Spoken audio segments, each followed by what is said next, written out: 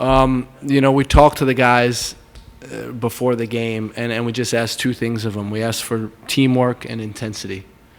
And the way we framed it is two things that are totally in their control, right? It doesn't matter about the opponent, doesn't matter about the field or the fans or anything. Those are two things that they can control. And that's the type of effort that we saw today. The boys certainly delivered on that, and that was good. We feel like we made a little step. It's not a huge step, but it's a little step to be able to play against a amazingly talented Brazil team and bend but not break, and I think give them problems as well, push them as well. So for us, looking at it, we think it's a good end to our preparation camp, and we're ready for Copa America. Thanks, Greg. We'll start with Stephen Goff from the Washington Post. To your right.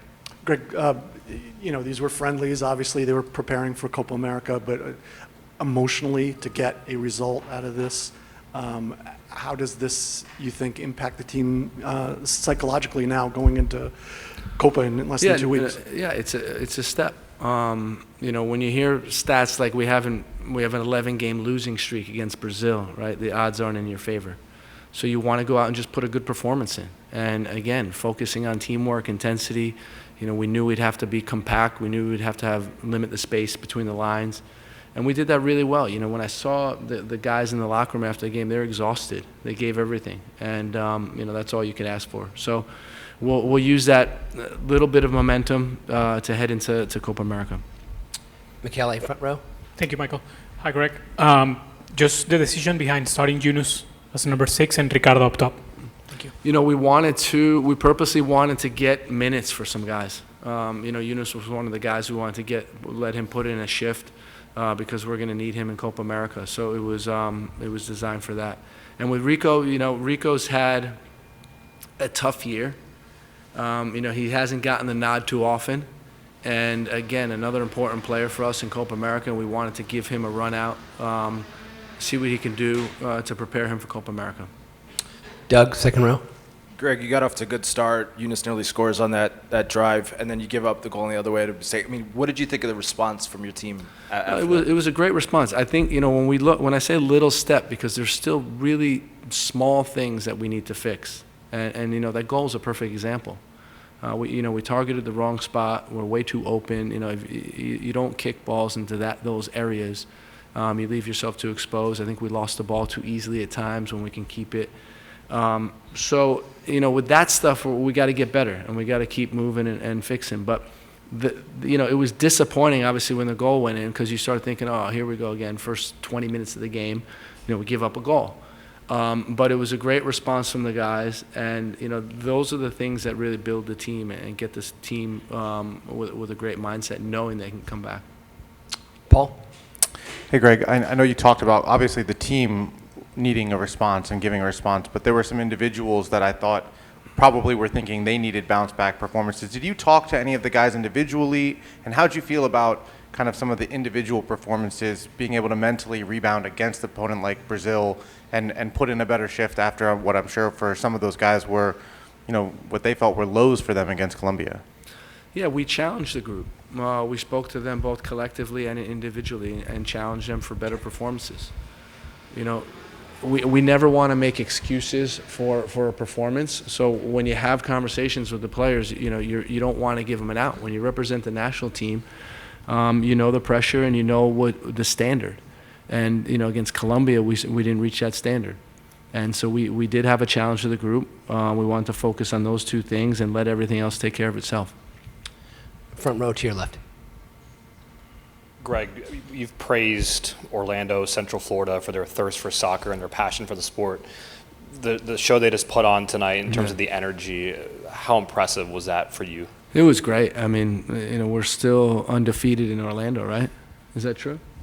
Have we lost in Orlando? Twice. We have? 7-2. Okay. So we have a great record in Orlando. and the fans were amazing. Orlando has a large Brazilian contingent, and you can see them come out and support their team. And we talked last week after the Colombia game is that's the beauty of the United States.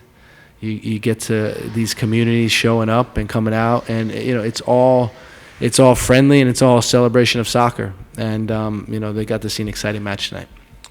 Jeff Carlisle to your right, Greg. Yep. Greg, what did you make of Matt Turner's performance, especially in light of the way the goal happened, where it started from his goal kick? Right. Just kind of the way that he was able to regroup and help. He the team. stayed calm, and that's the most important thing. He stayed calm. I thought he managed the game well. That was an incident that could have set him back a little bit, his confidence, but he responded really well to that. Matt was a guy that wasn't so happy with his performance last game, and you can see he came out and had a much better game. Front row to your left, Greg. Yep. Earlier, you were saying that you're chasing performances rather than results. When Yeah. you can get both of those things to go, what does that say about the mental state of your team right now as you're heading into Copa? Well, we didn't get the win, right? So that's, we want to be able to beat teams like this, but we do think it's a positive step. Our record against Brazil hasn't been great, and to have the guys put all the results away and just focus on working together, playing hard, and doing their role was refreshing, because that's what we're going to need to be successful moving forward. Third row, straight ahead.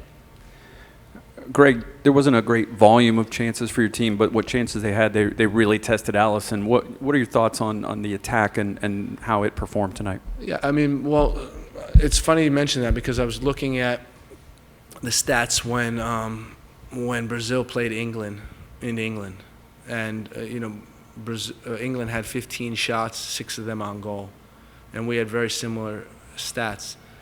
And it's not going to be easy to create a lot against teams like this. I want to create more chances, but it's very difficult. But at the end of the day, I think they had a 1.7 expected goals, and we had basically a 1.98. So it's not that far off, and the guys did a good job creating enough high quality chances to get a goal. We'll take a few questions from our Zoom audience and begin with Henry Bushnell from Yahoo. Thanks, Michael, and thanks, Greg, for your time. Two-part question on Christian. First of all, just what did you think about the way he set the tone tonight? Not only with his goal, but looked like he was getting stuck into some duels and things like that. And also, what did you see from him as the captain of this team? I know he's not the only leader, but in the past few days, just how he handled the group off the field. Christian's been a leader of this team since day one, and I think he relishes that role. Guys look up to him. Guys look to him for inspiration. And I think the most important thing about Christian is guys know in moments like this he's going to step up, because that's what he does. He's always focused on the team. He's always focused on helping out. And I think he had a great game overall, both offensively and defensively. Next will be Charlie Bone from MLSsoccer.com. Hey, Greg, congrats on the results. Could you give us a little insight into how you set the team up in terms of where the block was, the shape, getting that right balance between defending well without getting stuck in a shell? Yeah, it was. We wanted to pick and choose moments, and a lot of it has to do with the fitness, and a lot of it has to do with the energy that the guys have. But we wanted to get in a higher block at times. We wanted to move up the field.